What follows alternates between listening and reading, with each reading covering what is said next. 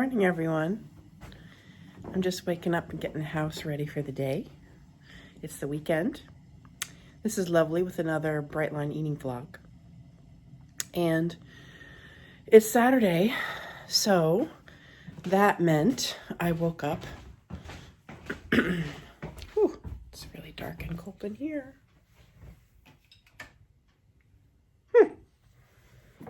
I woke up and had my weigh-in today, and I had done a video recently about my feeling like I was plateauing after 5 months. So the month 6 was basically no weight loss. Okay, let's see if this light is enough. Oh yeah, much better. And so what happened was I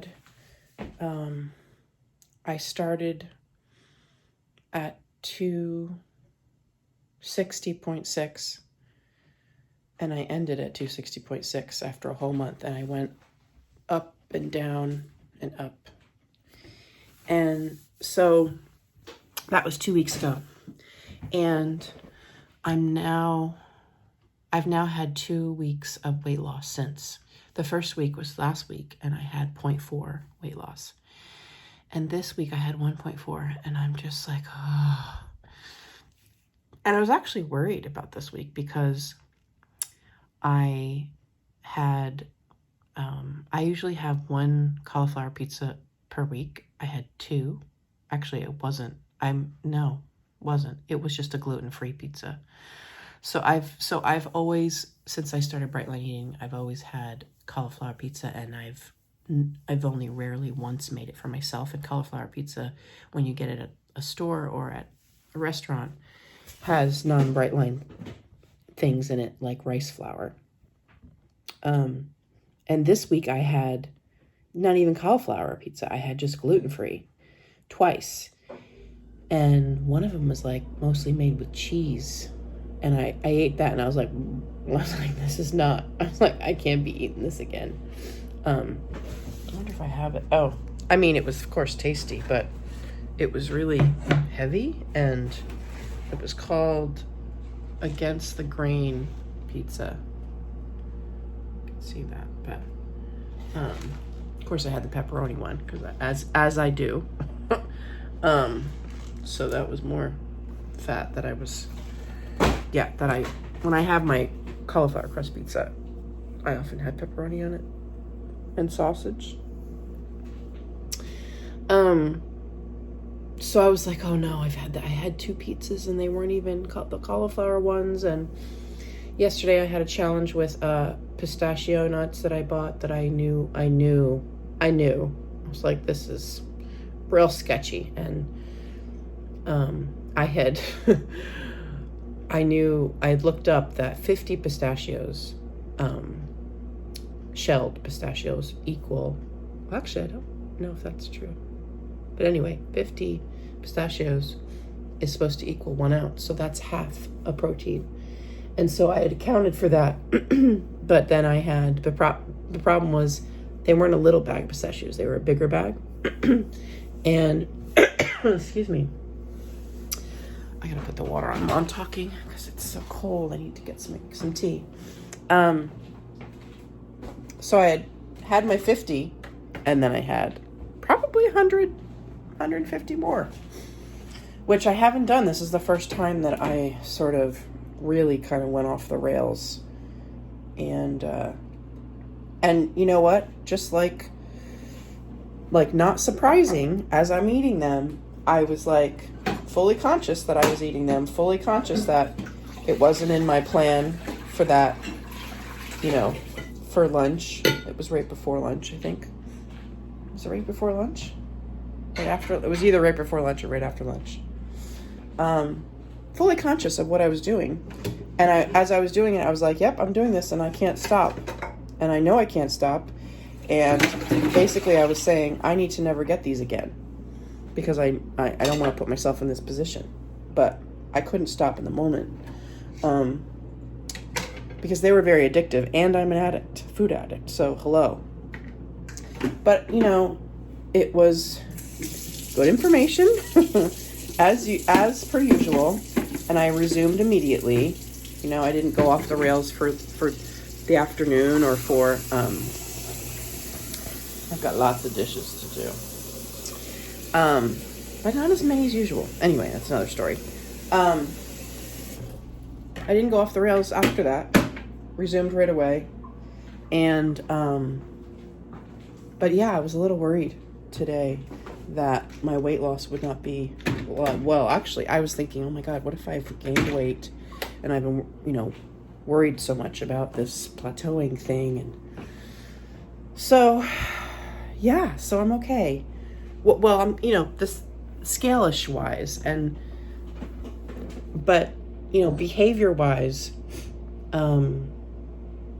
it's time to like I do every Saturday, it's time to assess what's working and what's sketchy, or where I need to maybe tighten my lines up. And yeah, this is what I do on the weekends. So on Saturday, I weigh myself in the morning, and I usually make morning muffins on Saturday for the week. And so my partner brought over their morning muffin bananas and such. So we might do that today or tomorrow. And then tomorrow morning on Sundays, I meet with my OA sponsor, and we usually do whatever I need to do, which is nice. So like, I try to write. I've been trying to do this fairly consistently for the past, I would say, of the 6 months, I've probably done it for 4. After the first 2 months, I realized I'm never going to write my food down the night before, but I can write it for the whole week and then try to stick to that. So, going to do that tomorrow. I do that with my sponsor, and we write up. Actually, there were a couple times where I felt overwhelmed by the amount of food prep that I wanted to do that week. This is in the beginning when I was like trying to make like a million things taste so wonderful and have like the most amazing, explosion of food that I possibly could have on Bright Line Eating. And now I'm like, oh, seriously, you have to get over yourself and just, make one thing wonderful and nice for the week, but at some point in the week, but then just make it as simple and, tasty as you can, but not crazy. So, but anyway, a couple of months ago, she was helping me wash and chop vegetables while we were meeting. And I was like, oh, it's like someone comes to my house who knows me, who supports me, and helps me with my vegetables. Like, does that get any better? So yeah, I haven't done that with her in a while, but she helps me when I'm writing, and we talk about like the week and what I want to focus on. And I could talk forever, I feel like, this morning, but there is one other thing I'll say about I made some adjustments after I realized, after that month of not really losing anything. And the adjustments I made that I've been doing over the past 2 weeks is I looked at my my salad dressing. I looked at my my cream. So the first 6 months, I would have, before Bright Line Eating, I would have cream in my lattes and sometimes a splash of milk, whole milk. And then on Bright Line Eating, I was willing, it's like, what are you willing, right? So I was willing to do whole milk with some cream. And I would still have a latte, not every day. I would still have sort of like a coffee with that, and a couple coffees. And then I realized that I wanted to try to reduce that. So this past 2 weeks, I've had a number of days where I had no cream and just whole milk. That was the first week. And this past week, I went to 2%. So it's a big deal. So I don't measure, I just eyeball when I put creamer in my coffee, when I put dairy in my coffee. But this week I had 2%, And I have a milk frother that's like an automatic milk frother. That's part of my ridiculously expensive Keurig that I got for myself a couple years ago. And it's heaven, because you just put it in the thing and you press the button and then you have frothed milk. So when I make frothed 2% milk, it tastes creamy like cream. And so I did that more this week. And I even tried oat milk. And I'm not really sure about the oat milk thing. Like it wasn't, I was saying this on a polo to a friend. It wasn't horrible. It wasn't bad. It wasn't great. And I don't know if I'd say it was good, but it was okay. And so it was doable, I think every once in a while. And I'm not really sure, like I know I want to like do more looking into the oat milk thing, and see. I'm a meat eater, so this isn't about being, doing something more vegan, but I'm wondering if it has some benefits to my body, and maybe with inflammation or digestion or weight loss. So by the way, if you guys know anything about oat milk versus whole milk, would love to hear your thoughts and experiences with that.